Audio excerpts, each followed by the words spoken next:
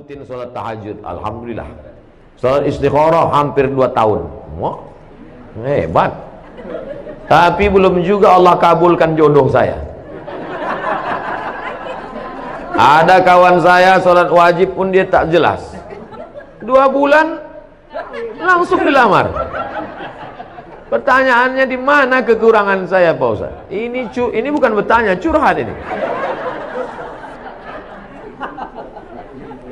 Allah itu kalau ngasih menurut kemauan kita, menurut kemauan dia.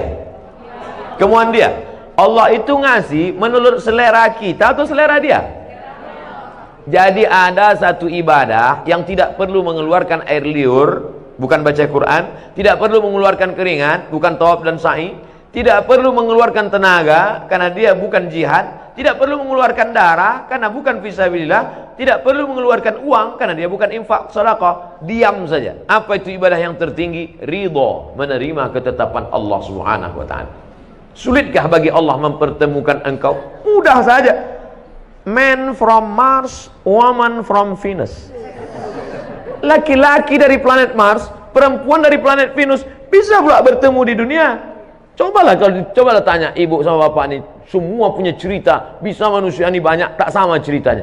Pak, ya, gimana bapak cerita sama ibu? Tak usahlah Ustaz tanya, kenapa? Salah sambung dulu Pak Ustaz. Bu, gimana cerita sama bapak? Ada saja skenario Allah membuat cerita yang luar biasa. Ada yang salah bertamu, ada yang nengok kakaknya nampak adiknya, macam-macam cerita itu. Oleh sebab itu saudaraku, sesungguhnya ada rencana Allah yang lebih indah.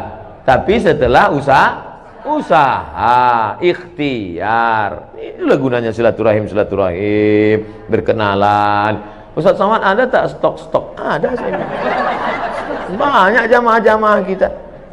Ada laki-laki yang bingung mencari perempuan, ada perempuan yang bingung mencari laki-laki, dijumpakan sama Ustaz. Tapi Ustaz itu bukan mak comblang.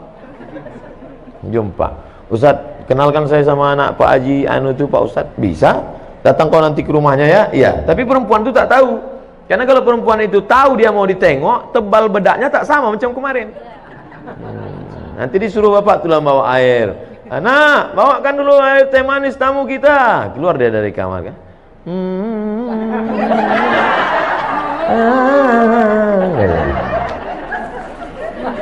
Insya Allah Allah akan pertemukan, tapi dengan syarat sabri wassalah, banyak-banyak sabar dan salat. Apakah rezeki itu diatur Allah? Ya. Apakah umur itu diatur Allah? Ya. Apakah mati itu diatur Allah? Ya. Mungkinkah ada orang lain intervensi di luar pengaturan Allah? Tidak. Lalu kenapa risau? Itu bukan pertanyaan saya, itu pertanyaan Ibrahim bin Adham tentang orang yang ragu, risau. Ditanya Ibrahim bin Adham, apakah rezeki diatur Allah? Betul. Apakah umur diatur Allah? Iya. Apakah pertemuan diatur Allah? Iya. Adakah intervensi di luar selain kuasa Allah? Tak ada. Kenapa engkau risau? Iya juga ya. Apakah salat yang ditinggalkan saat haid mesti diqadha? Hadisnya riwayat Aisyah. Kunna nu'maru biqadha'i shaum wa lam nu'mar biqadha'i shalah. Kami disuruh mengganti puasa tapi tak disuruh mengganti salat. Kunna di situ kami. Kami yang ngomong Aisyah. Kalau Aisyah ngomong kami, laki-laki apa perempuan? Kami perempuan disuruh mengqadha puasa. Adapun sholat yang tinggal ketika dalam masa menstruasi tidak diqadha, tak diganti. Saya selalu bangun sholat tahajud tapi seringkali tertidur di tengah sholat sehingga lupa rakaat ataupun bacaan. Tapi saya selalu berusaha untuk bangun Pak Ustaz. Apakah sholat saya diterima Allah Subhanahu wa taala? Orang yang wajib sholat itu baligh berakal. Ada yang baligh tapi tak berakal, maka ini termasuk tak berakal. Karena akalnya hilang. Orang yang akal hilang itu 3. Anin naim hatta yastayqiz, orang tidur sampai bangun. Anis sabi hatta yahtalim, anak kecil sampai akil baligh. Anil majnun hatta yafiq, orang gila sampai sembuh.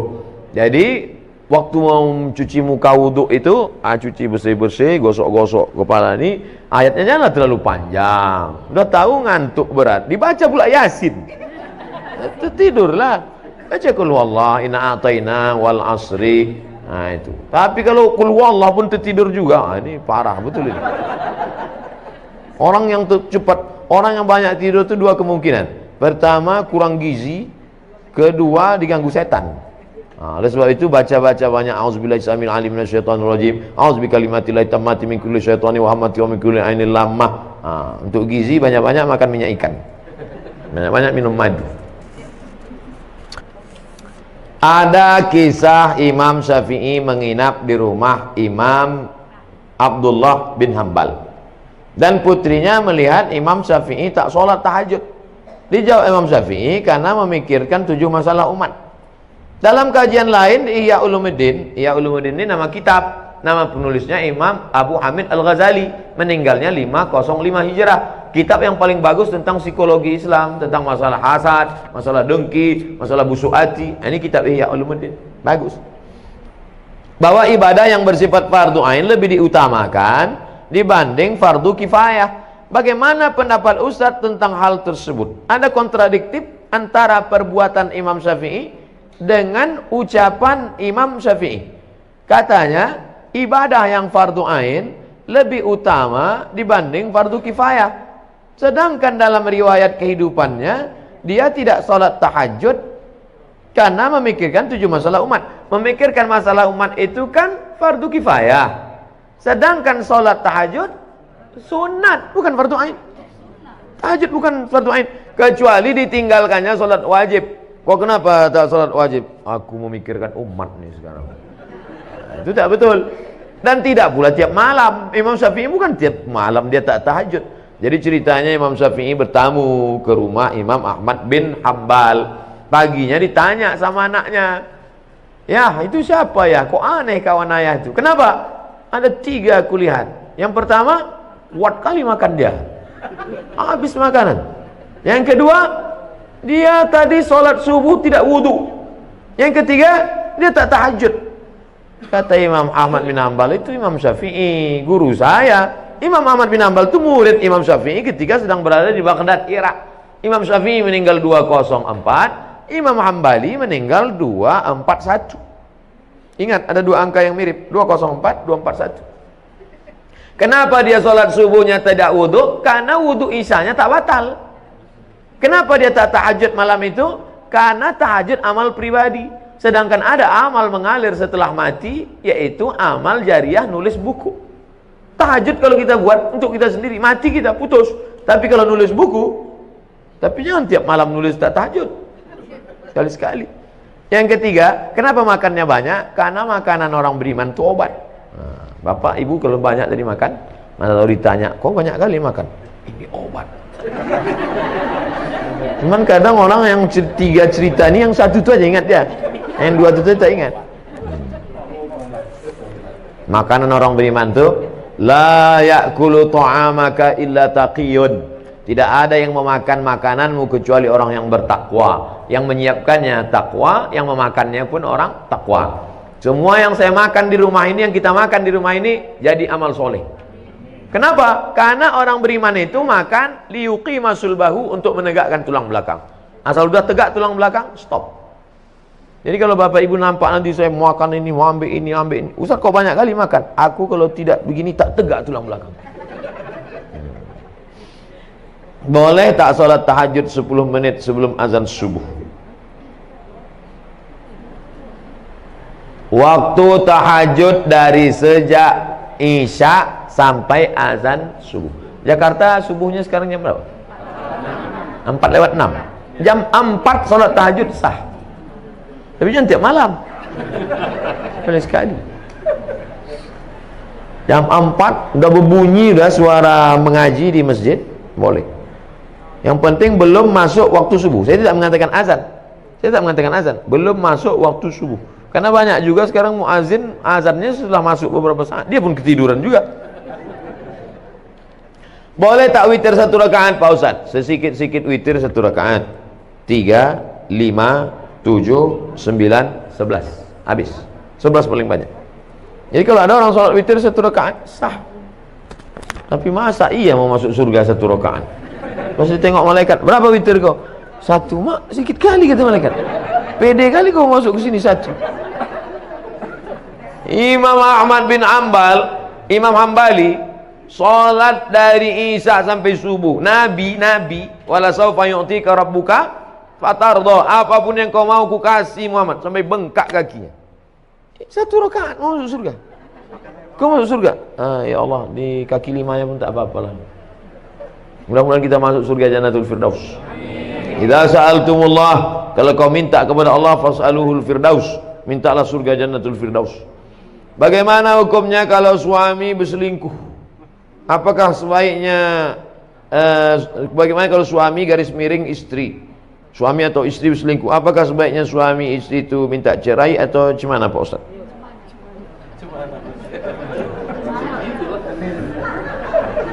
Jadi saya khutbah Jumat.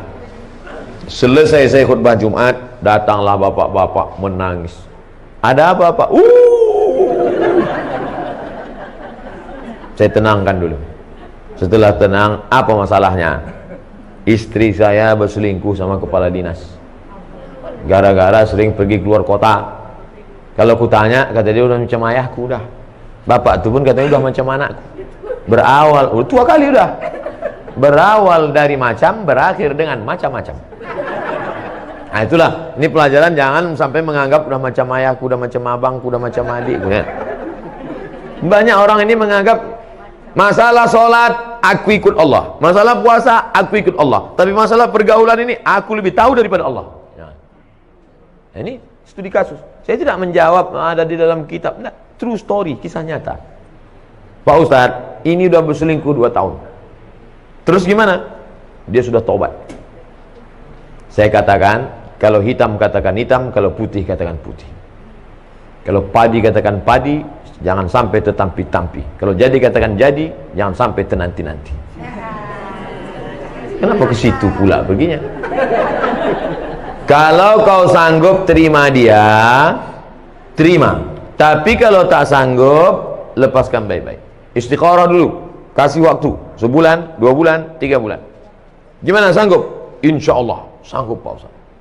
Serius sanggup? Sanggup Pak Ustaz. Oke lah, jagalah. Sebulan sesudah itu datang lagi. Tak sanggup saya Pak Ustaz. Asal saya dekat, terbayang saya wajah selingkuhan. Membara rasanya dalam. Tapi kemarin kau bilang sanggup. Pelintat-pelintut ini. Tak betul, cakapnya tak bisa dipegang. Binatang itu yang dipegang talinya. Kalau orang yang dipegang cakapnya. Kalau orang tak bisa dipegang cakapnya, ikat dia pakai tali. Disitulah baru saya tahu bahwa tidak ada laki-laki yang bisa menerima woman used yang sudah dipakai orang lain.